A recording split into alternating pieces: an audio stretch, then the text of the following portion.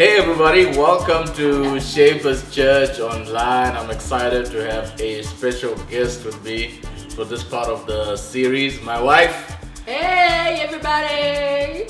Nana, the great, the queen, the anointed prophetess, business mogul, best mom in the world, and best wife in the world. Amen. What's up, babe? How you doing? Hey, thanks for having me. I'm very excited about this talk. I'm doing well. I've just come from a young run.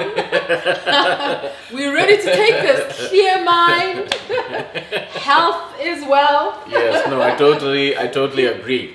So today, what I'm excited about is we're just going to be talking about the importance of, we're going to be talking about the kingdom of family, and the angle we're attacking is pertaining just to building generational wealth as a family, and just the importance of that, the power of that, and the need of that. So we're just going to be like tag teaming. I've got a couple of points, you got a couple of points, and we'll see who has the best points at the end of the day. And just drop in the comments, just a survey, who drops the best knowledge.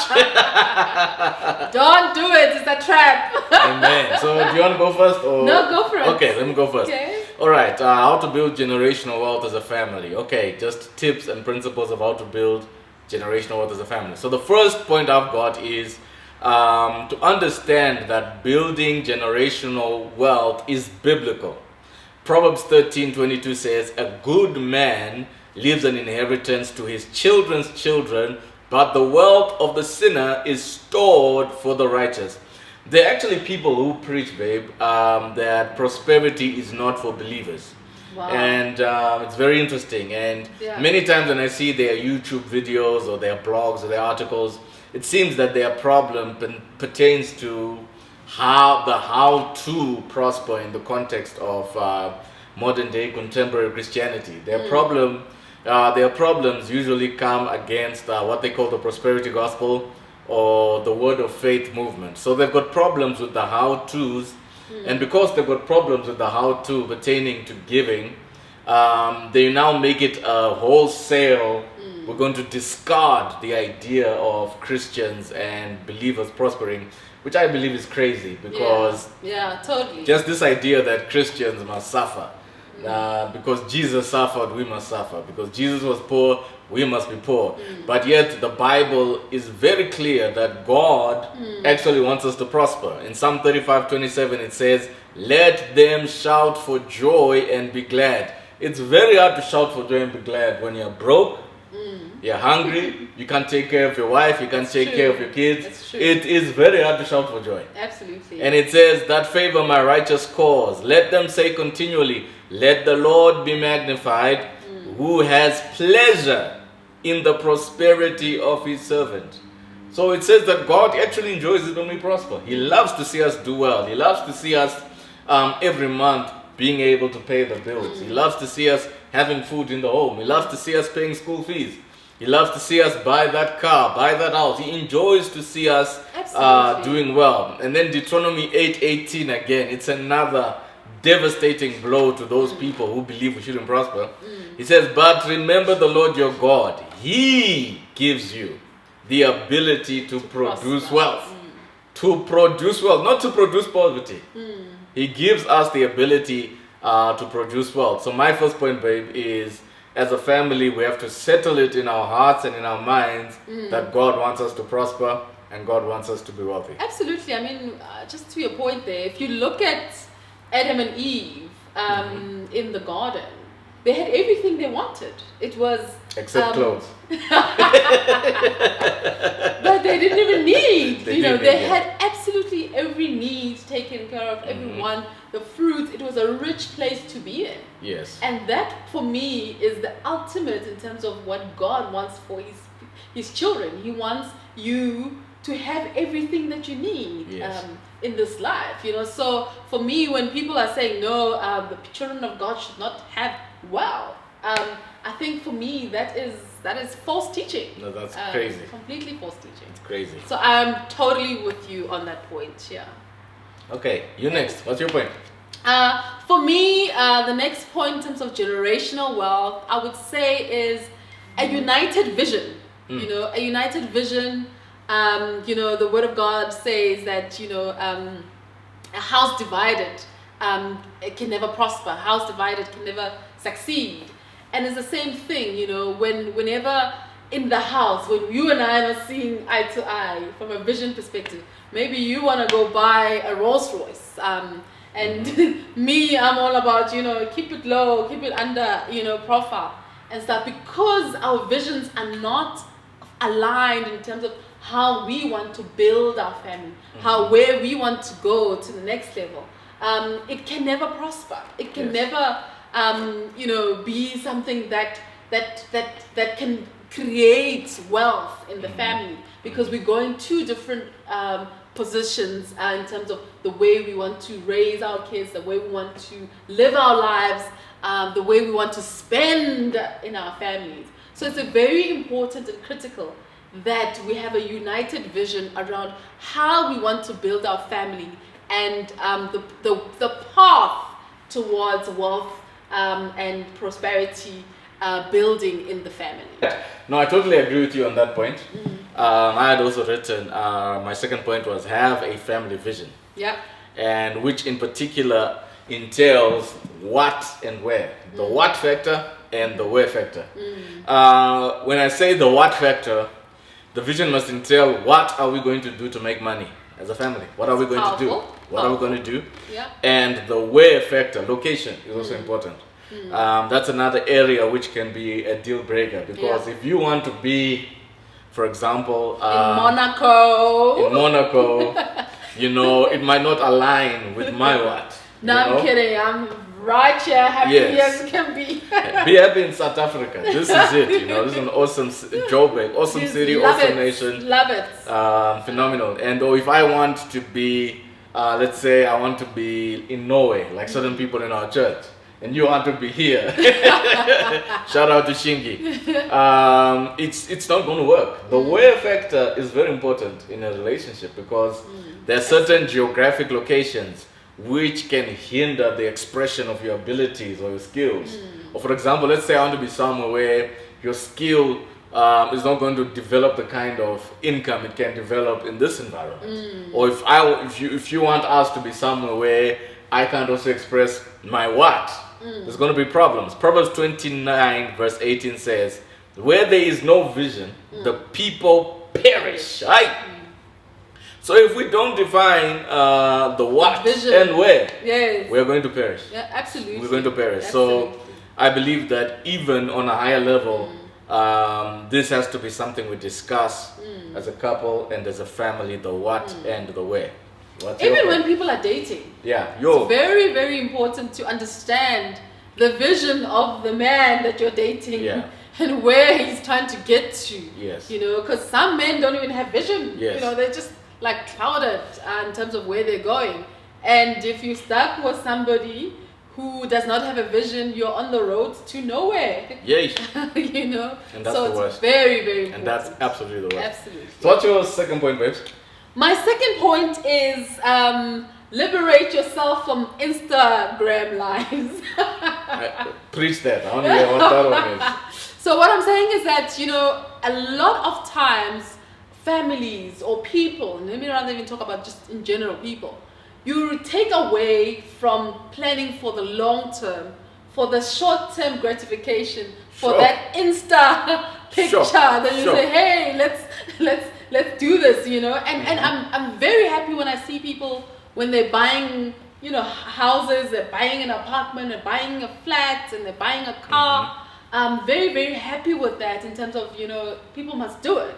I think where it becomes a problem is that when you say, I want to buy a certain this so that, you know, I can take that picture on Instagram where so that my friends can see me floss and, you know, and stuff. So it's very, very careful in terms of your motive for spending. Oh, Jesus. You know, your motive for spending. Why are you spending on this thing? You know, obviously there's some small things. I mean, we decided in our family that we will keep our cell phones until to a point where they can't even Until operate the wheels fall off. until the wheels fall off. But it's just a small thing. But in Yeah. some families, it's not a big thing, and so it really depends on what you as a family agree on in terms of the motives of spending and stuff. But I do agree that there is that balance as well to say, listen, if you need something that is going to help you with certain things, then you must get that. Yeah. But it mustn't be, the motive should never be, so that so and so can see how good I look, or that How I'm prospering. yes. Someone said, I don't know who said this. One of the celebrities said, I think you told me about this. Did you not? Yes. That one of the celebrities said, but people don't see the car that I drive, or something like that. No, they don't see my house, so let me get the car. Oh yes, or something. Yeah, you see, I'm even getting it twisted. You should actually tell your Yes. story. But No, yeah. babe, this is a phenomenal point because I think particularly there has been a shift with these new digital media that we're in. Yeah. And we have to make sure that we're not doing things for the gram, but we're doing things for generations to come. Absolutely. That we're not motivated just to, particularly as Christians, I don't think as Christians we should be boastful with our wealth. There should always be Modesty. an element of humility Yeah. in terms of when we succeed and when we do great things in terms of our finances. I think we should just, my own personal take, this is not scriptures, this is just my own personal take, also from just studying the word and also studying the Lord, is let's be low key as well. Let's not be too extra with it, I don't think Absolutely. it's wise. And I think particularly if you're doing it for the gram and there's no like strategic purpose for the future, it's crazy. Right, my next point, which is my point number 3, is have an education plan for the children. And the plan must include tertiary education, not just primary, secondary, but also have a plan and a strategy for children in the future. Psalm 127 says, like arrows in the hand of a warrior, Yeah. so are the children of one's youth. So the metaphor there is children are like arrows. So the first thing you need is to put them in a bow. Don't just keep them in a quiver. Put them in a bow. Now a bow is a system which is first of all going to give them direction. And then secondly, you not only must give them direction, but you must set them up to go further than you. Then you have gone. So Absolutely. we are the floor, and the kids have to go further than us. That means the next generation has to be better than us, or we failed in terms of parenting.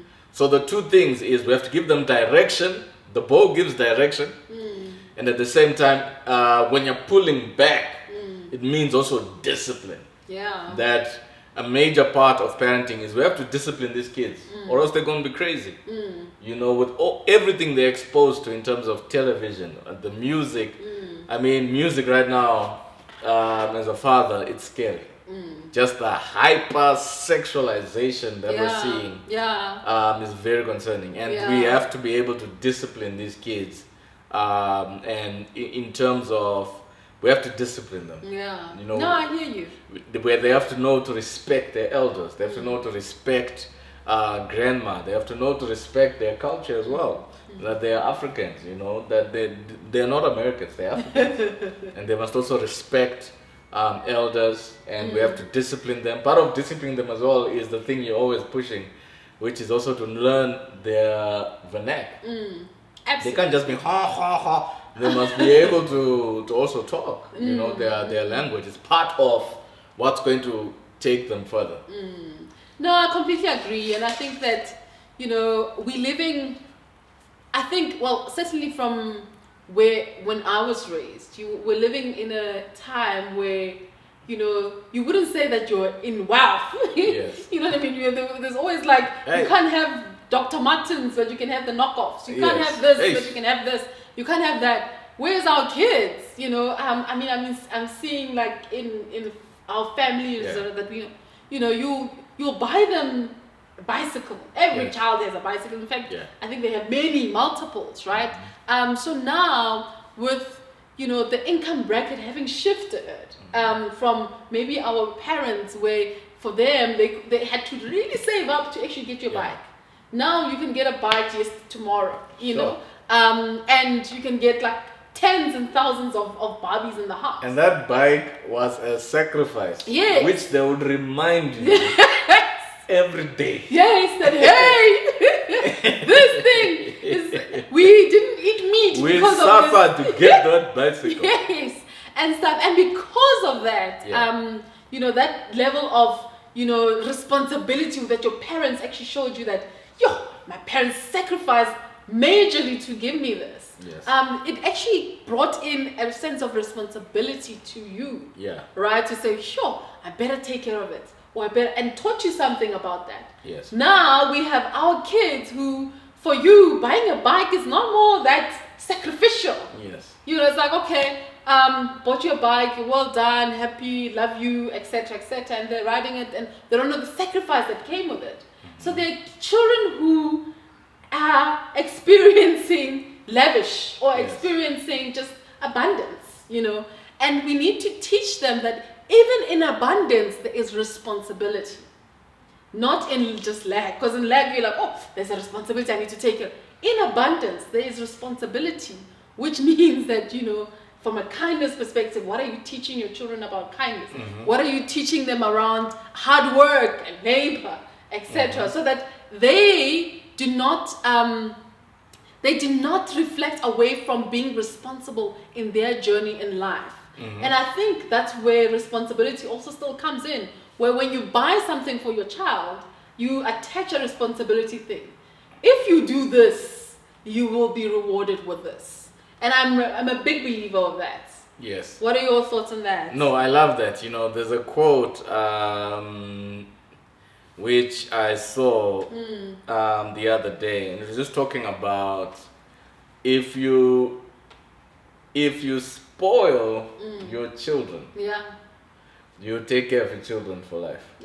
That's powerful. Yeah. If you discipline your children, your grandchildren will spoil you.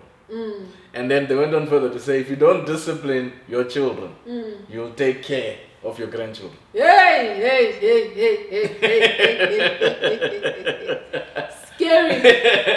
Wow. You know. Wow. So the concept is, if you discipline your children, you will spoil your grandchildren. If you spoil your children, you'll take care of your grandchildren. Hey. So it's very important to. So you're Absolutely definitely critical. on one day. You're definitely on Absolutely one. critical. Okay, so I think for me, the next point I would raise is that every decision in your life has a consequence. So be very careful and very deliberate about the decisions that you make as a family, or the decisions you make as an individual. Sure. Because those decisions affect you, you know. And I know, like, some people, from a decision perspective, let's gear our lives. Let's leverage and buy something. Be very, very careful about a decision like that, because it could actually... Speak in normal English. You're speaking in investor English there. No, what I mean is gearing is getting into debt. Okay. You know, when you're taking a lot of debt and you say, maybe you take debt for flying to Milan because you want to fly to Milan, and you take debt, whichever debt. It's a decision that you're making, and I'm just making it, I'm not even making about you taking debt. I'm saying every single decision that you make, always be cognizant that it results in something. Jeez. You know, so I'm using taking debt to go to Milan. It's something that, you know, it gives you gratification, you enjoy it, etc. But I think it's taking away from you being able to save. You know, you can save to go to Milan and not use debt to go to Milan. Okay. And that brings some form of discipline. It brings, you know, you're not, you know, being charged interest. You're very disciplined in your spending. I'm using Milan as an example. But all I'm trying to highlight is that every decision that you make is very critical for you and your family to create wealth in future. No, I think that's a phenomenal point, because particularly as parents and as couples, we don't really pay attention to the domino effect Absolutely. of certain Decisions. decisions we make. And even simple decisions, sometimes just the simple decisions to be healthy. You know, right Absolutely. now you want to extend your life. You don't want to die young and leave your kids behind. You want, even simple decisions. Like for me personally, when it comes to driving, I'm a conservative driver. I'm not a crazy driver. That's true. That's true. I once drove with a church member in the rain who was speeding and not indicating. And I said, slow down. And I reminded him, my indicator actually works. But I'm just a conservative driver. Yeah. I don't, you know it, babe. You're a speed demon. But I'm chilled on the road. I don't go crazy on the road. You know, the only time I felt like going... I'm impatient. I want to get there. The only time I got crazy when I was in this other sports car with just a little bit of juice, it was. But, you know, even just small decisions like that, you know, that, you know, there's no hurry, I'm going to get there. Yeah. You know, just the few decisions you just make, even just the things you watch, the things you listen to. Yeah. These small decisions add up. Right. The next one, number 4, has got a bit of a qualifier as well. For some, not everybody, a good idea is to build a business which your family can take over. Yeah. Genesis 47 verse 3 says, Pharaoh asked the brothers, what is your occupation? And they said, your servants are shepherds, just as our fathers were. So in terms of this, for some people, it's creating a business which becomes a family business. And for some people, another thing is to also develop a family skill, where we're a family of doctors, or we're a family of finance guys, we're a family of musicians, we are a family of just having that family skill or that family occupation. Family of lawyers. Yes. Yes. You know, I think it's just something beautiful in terms of building wealth, where there's just this generational skill where you know, okay, I'm next to take over this business, or I'm the next finance person, or I'm the next apostolic prophetic evangelist, you know, whatever it is that your family has. I think it's good just to have a family occupation, because a lot of our lives are also spent trying to figure out, you know, we spend a lot of time, what am I going to do, you know? Exactly. And sometimes you can get caught up in over analyzing, and you can find yourself at a stage where like, am I doing the right thing? But I think it's easier when as a family, if you've got a family occupation or a family business, which you begin to pass from generation to generation. And there's a saying that says an apple does not fall too far away from its tree. Yes. Right? So when you are a family of lawyers, yes, or you like pushing, and you tell your children, you're also going to be a lawyer, they might grow up and say, no, I actually don't want to be a lawyer.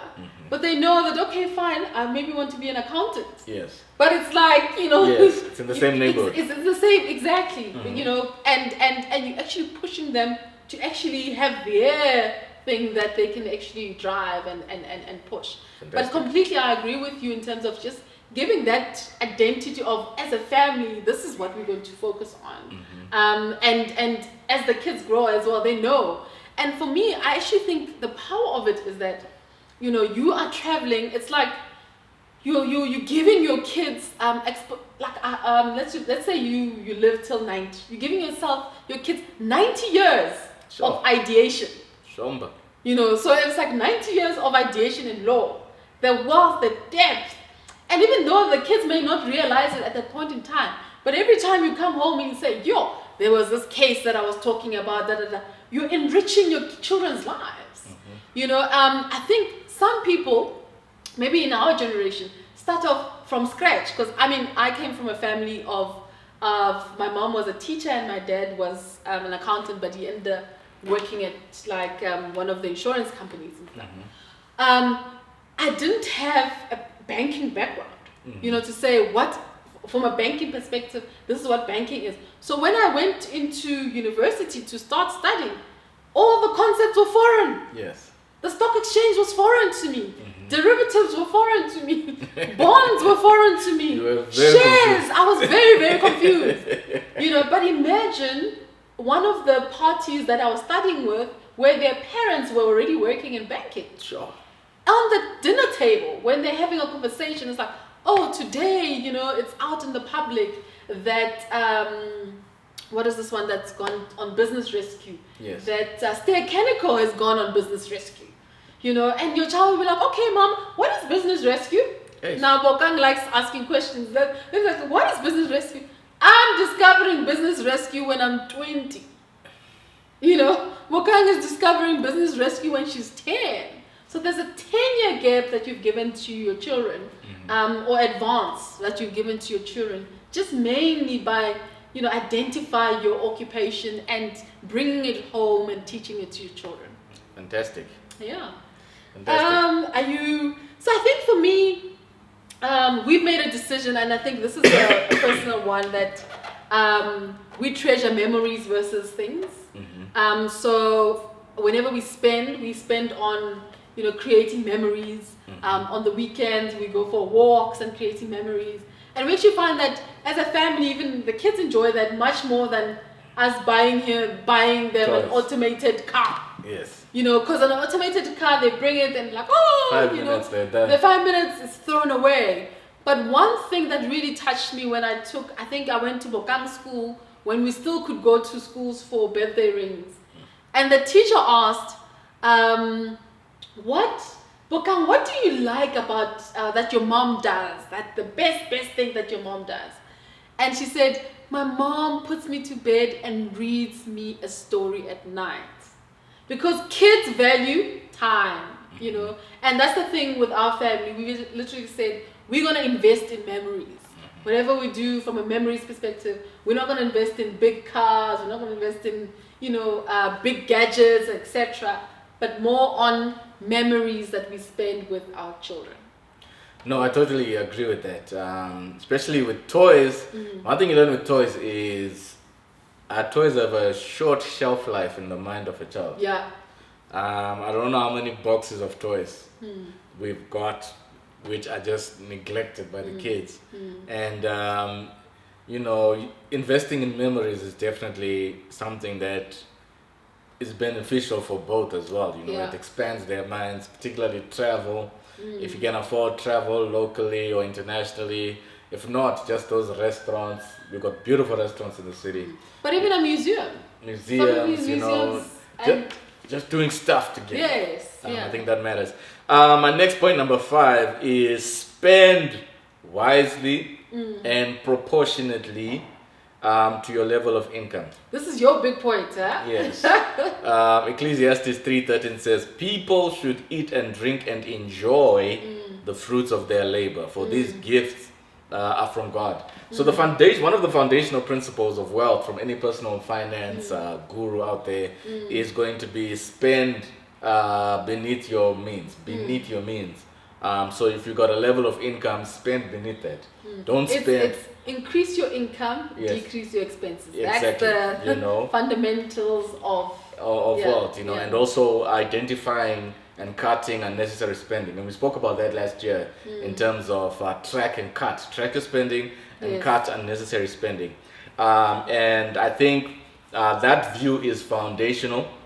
But I think part B also should be increase your income. Because sometimes the view can just be reductionist, where it's constantly starve yourself, don't have coffee, don't do anything, But I strongly believe in also proportion. That when you've got a certain level of income and you've worked hard, enjoy your money. There's a point also to enjoy your money. I strongly believe that be proportional. I mean, if you've worked hard for the money and you've got it, there's a stage also where you are free to spend. That we just can't be reductionist. That don't spend, don't do anything. But after you've worked hard and after you've earned the money, I believe that you must enjoy it. So if you're into clothes, buy those clothes. If you're into cars, buy them. If you're into the houses, buy the houses. If you're into vacation, but again, I said proportionally, wisely and proportionally. That if you've got it and you want to enjoy it, definitely enjoy it, because this scripture very clearly says, enjoy the fruits of your labor, for they are gifts from God. So there is a stage where I have worked, I have struggled.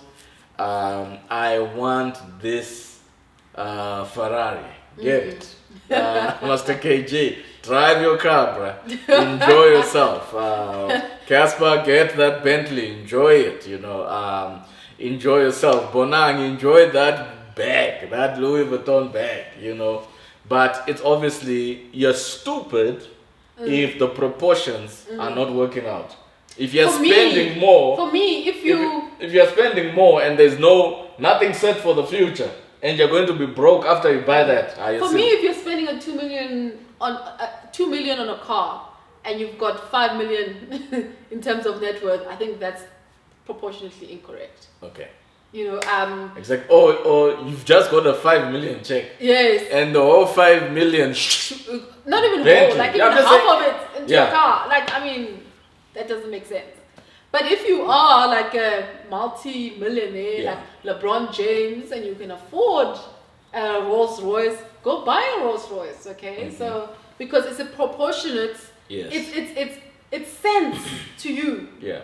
It's something that's not. It doesn't put a dent. Exactly. It's not a big percentage of your wealth. Exactly. And I think often what people do is that they make it a big percentage of their wealth, and it's like, whoa. And it's like what you're saying. It's like, I like what Dave Ramsey said. There was an article that Jay-Z had spent $100,000 on his birthday on champagne.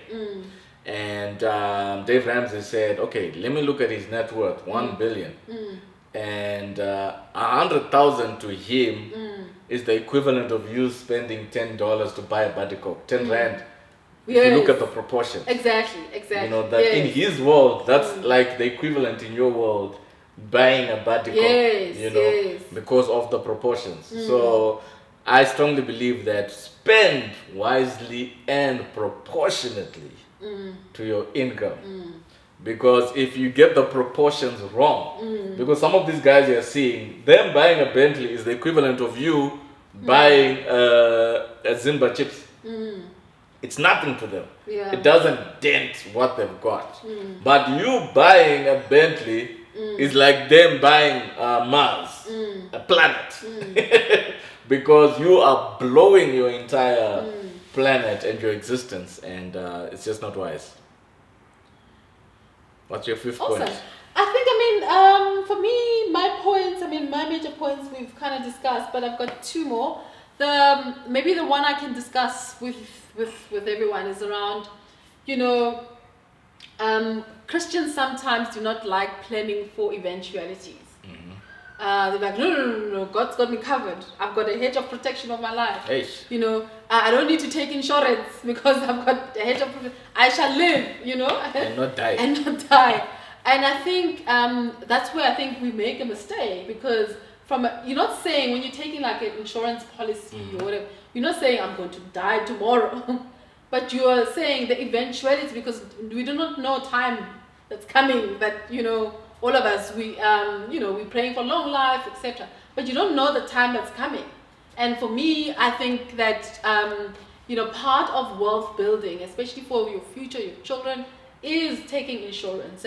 And I would advise, if you don't have any form of insurance, whether it be it life or be it even short-term insurance for your cars, etc., that you reach out to a financial advisor and have conversations around just your family planning, around your wealth and your finances, so that they can actually advise you, can you take life insurance? This is the type of life insurance you should be getting. Take cover for disability if anything else happen to you. You're not saying that things are going to happen by doing it, but you're literally, from a timing perspective, saying, it's a wealth plan as well, So I strongly believe that even as Christians, that we should use those tools as wealth plans, especially for impact over our families. I agree. And just on that note, what you're been thinking about is it's important, particularly if you're married or if you have kids, it's important to have a will. A will in place. I've got a will in place. I need to actually update it. But it's important to have a will. Very critical. You do not want, when you die, to leave it to state And family. and chance. And people gonna be fighting Yes. over who gets this. Absolutely. It's just a mess. Yeah. Okay, I'll have one more point Mm. because I had quite a number. You can go and comment on yours. No, if you I'll want. just throw out one last one. I think it's very important as a family and as a couple to unleash the power of being a financial team. Yeah. Ecclesiastes 4 verse 9 says, 2 people are better than one, One. for they can each help each other Yeah. to succeed. Yeah. Another version says, 2 are better than one because they have a good return on their labor. So you have to normalize wealth building within your family. Yeah. Wealth building as a couple. You have to normalize conversations of, okay, what are we going to do? What are we going to do to make more money? Because many times when couples talk about money, it's to fight about lack. It's never to strategize about more. How? It's always to fight about, oh, you spent money on this, oh, I didn't, There isn't the normalization of the positive side, which is the side of wealth building. And it's very important to have those discussions in terms of, okay, what's our strategy? What's our plan? Yeah. And to also not make it a negative, where money shouldn't be a negative conversation. It should be a positive conversation involving our babes. Let's be rich. Let's do this. This is what we're gonna do. Okay, here's the plan. How about this? What do you think about this investment? What do you think about this idea? What are we gonna do to make more money? What are we gonna do to be wealthy? What are we gonna do to leave an inheritance? What are we gonna do to get a better house? What are we gonna do? I'm feeling an anointing of sports cars. What are we gonna do to get them? What are we gonna I'm feeling an anointing of travel. What are we going to do to travel? You've got to have those conversations. And in a positive, joyful manner. Yeah. Not in a bitter, fighting, vindictive manner. Because what happens is we develop silos in the house where we don't want to talk about it. And, this one is just going to handle everything, or this one is just going to think about it, whatever. We're not going to think about it together. And I think that it's just important to understand that 2 is better than 1. 2 minds are better than 1. You got to have ideas of what are we going to do to invest. I've got these ideas. What are your ideas? Okay, and even to have those 2 separate ideas working concurrently. You can think, okay, I want shares. You can think, no, I want property. You can think, no, I want a business. You can think, I want a higher paying job. And it's just understanding that as a team, as a couple, when you make up your mind to work together to build wealth, the enemy cannot stop you. Yeah, and I think, just accountability as well. Like, if you're struggling with like buying, for me, I'm struggling with takealot.com. Hey. Shomba. So now when the boxes arrive, somebody's like, Like these boxes. what's happening? It's a lockdown vibe. I'm just like, we're missing this, we're short this, So we're on that page. But I think, even if you're single, you can get a buddy, Yes. who can actually help you with some of the stuff from a financial perspective. Exactly, because without your support, I think I would have at least 30 guitars by now. Yes, and sneakers. Already in the sneakers. No, they are now an asset class. I saw the advert. There's in Financial Times. Yeah. Sneakers are now an asset class. So like, my husband doesn't read this. Because he'll think now you can keep his Jordans for 10, 15 years before he sells them. But I haven't had a new guitar in 2 years. I think this is the year No. that I need to get a Fender Stratocaster No. or a Dusseldorf. Woo! I won't tell you the price of that one. It's German. It can buy a nice car. That's all I'll say. Then that's how it's definitely not happening. No, it's a Duesenberg. Yo! Yeah! Yeah, but I think, the crux of the matter is that communication is critical. Yeah. Because, sometimes you'll be like, oh, I bought this. And then you come, we both bought it. Then you're like, okay, it's a waste of money and stuff, But so it's critical that we always communicate and we find each other. you know, with whatever the decisions that we're making. Yeah, that's about it, folks. Thank you so much for joining us. This was the Kingdom of Family. And we're going to keep increasing. Next week is the Kingdom of Religion. We're going to be dealing with religion, church, and various things. But thank you so much for joining us. We love you. We appreciate you. Have a fantastic Sunday with your family. I know some of you like cooking and boasting, like Matlatsi. This plates she shows on a Sunday. The 7 colors. These plates she shows on a Sunday. You know, they pressure. They brought me out of retirement the other time to work on my oxtail. I might work on that this weekend. Is it? Oh, yeah, great. I saw some oxtail in the fridge and. Good to see everybody, well, on virtual. Yes, you know. And we'll be seeing you soon. We're working on a plan to get back into the building and start fellowshipping and congregating it's coming soon. in our building. So we can't wait to let you know when we can do it. No, it's going to be good. Thank you so much, babe. And thanks to the kids for staying out of our way. Right? Yep. God bless you. God bless.